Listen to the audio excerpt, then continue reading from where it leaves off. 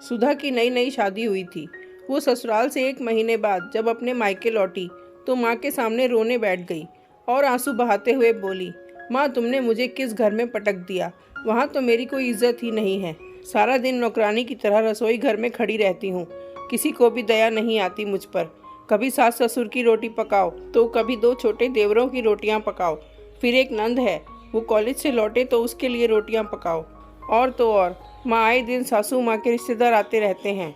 उन सब के लिए भी मुझे ही चाय नाश्ता खाना वगैरह तैयार करना होता है। रोज़ गंदे कपड़ों के ढेर इकट्ठे हो जाते हैं। आराम ही नहीं मिलता। जिंदगी नरक सी बन गई है। नंद को बिस्तर पर बैठे बैठे ही सब कुछ चाहिए।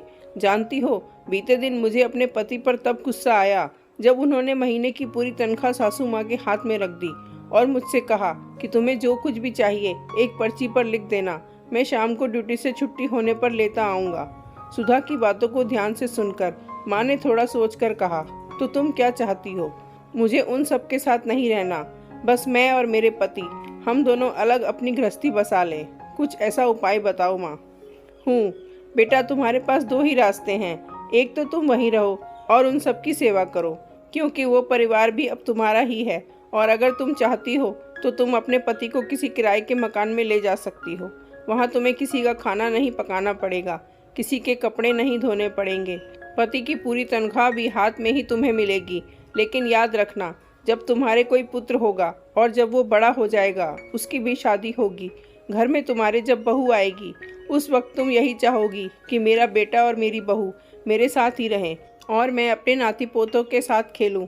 प्यास लगने पर मेरे नाती पोते दौड़कर मेरे लिए एक गिलास पानी ले आएंगे तो कोई ऐनक ढूंढकर मेरे हाथ में थमा देगा।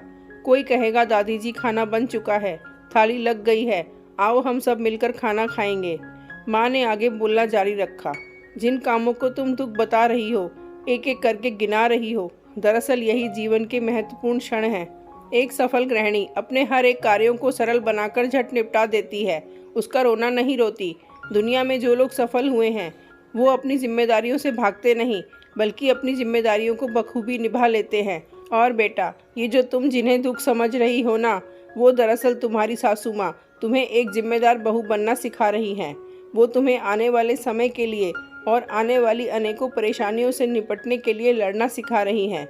वर्षों से हर सास अपनी बहू को अपनी जगह पर जिम्मेदार बनाने के लिए ऐसा ही करती आई है।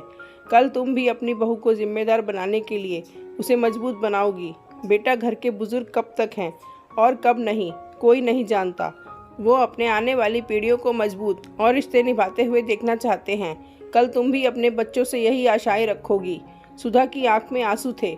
सुधा ने उसी वक्त अपना बैग उठाया और बोली, बस माँ, मैं समझ गई, आपकी बातों में अनमोल सीख है। मैं चली अपने ससुराल। शाम होने वाली है। सासू माँ के पैरों में दर्द रहता है, उनके घुटनों की मालिश भी करनी है।